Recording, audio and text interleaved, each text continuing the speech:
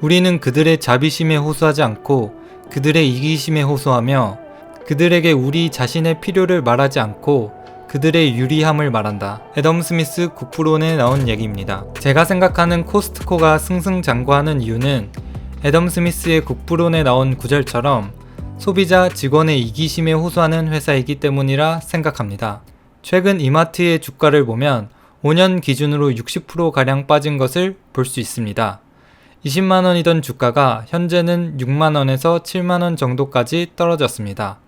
이는 코로나 시기 때보다 더 하락한 가격입니다. 우리나라 증권사 특성상 매도 리포트를 내진 않지만 목표 주가를 계속 하향하고 있습니다. 영업이익은 2018년 4,600억 원 하던 것이 올해는 830억 원 정도 나올 것으로 예상됩니다. 이익이 좋지 않자 1998년부터 현재까지 회장으로 재직하며 신세계를 대한민국 굴지의 유통기업으로 성장시킨 이명희 회장이 분노해서 임원의 40%를 물갈이하는 일도 있었습니다. 또한 최근 정용진 회장이 경쟁사 현대백화점에서 레고 플렉스한 것을 인스타그램에 올려 화제가 되었고 주주들이 분노를 표시하고 있습니다. 물론 경쟁사가 어떻게 경영하는지는 배워야 하지만 SNS에 공공연하게 업로드하는 것은 주주 입장에서 화가 날 수도 있는 부분인 것 같습니다. 이런 상황들을 보면 이마트는 끝났다고 보이기도 합니다. 이마트의 이런 상황과 반대로 코스트코의 주가는 220% 올라서 5년 전 가격 대비 3배가 되었습니다. 코스트코는 찰리 먼거가 사랑했던 기업입니다. 먼거의 코스트코 사랑은 엄청나고 버핏에게도 많이 이야기했었는데요. 이런 반복적인 이야기가 너무 지겨웠던 버핏은 주주총회에서 관련된 농담을 하기도 했습니다. 이 농담을 잠시 보겠습니다. In the book about Charlie, Damn Right, by Janet Lowe, Charlie talks about his view on teaching finance. He says that he would use the histories of 100 or so companies that did something right or wrong as a basis for teaching the course. Could each of you, and since this concerns Charlie, could each of you, we'll start with Charlie, give us an example or two from either category, right moves or wrong moves? I predict Charlie's going to talk about Costco. Go ahead, Charlie. Well, Costco, of course, is a business that became the best in the world in its category.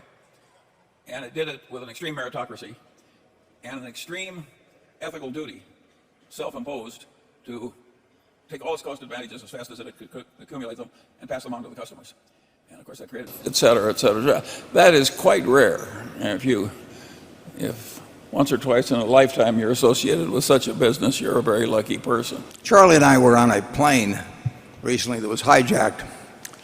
With what? It was hijacked. I'm telling about our experience on that hijacked plane when the hijackers picked us out as the two dirty capitalists that they really had to execute. But they were a little abashed about it. They didn't really have anything against us. So they said that each of us would be given one request before they shot us. And they turned to Charlie and they said, "What would you like as your request?" Charlie said, "I would like to give once more my speech on the virtues of Costco with illustrations." And the hijacker said, "Well, that sounds pretty reasonable to me." And he turned to me and said, "And what would you like, Mr. Buffett?" And I said, "Shoot me first."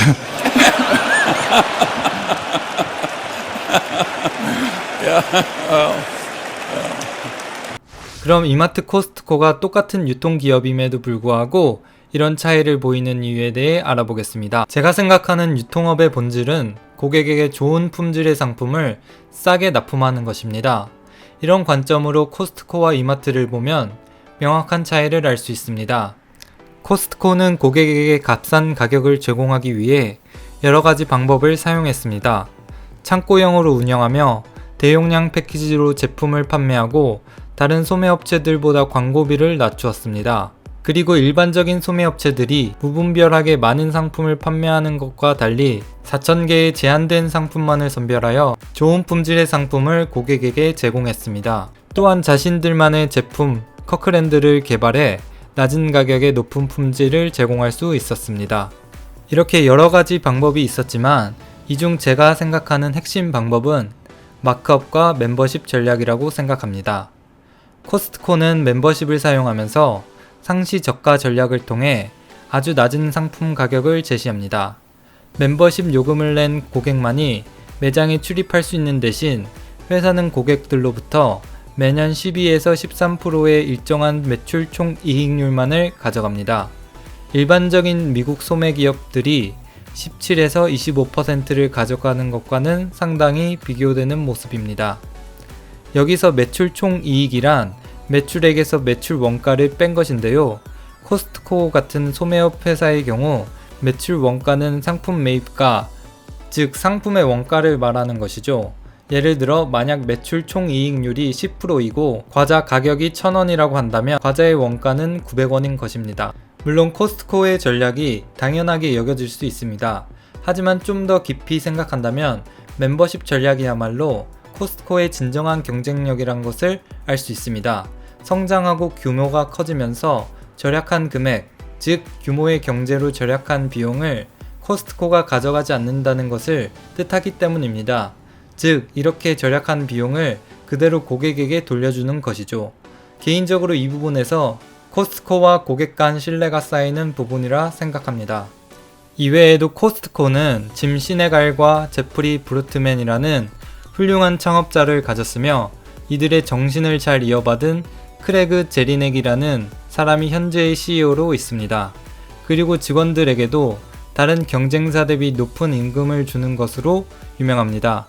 이런 높은 임금을 주는 이유는 높은 직업 만족도가 고객 서비스와 전반적인 쇼핑 경험에 도움이 된다 생각하기 때문입니다. 이렇게 코스트코는 고객과 직원의 신뢰를 쌓기 위해 자신들의 이익 일부를 포기하며 장기적인 관점으로 사업을 운영하고 있어 주가도 잘 올라갑니다.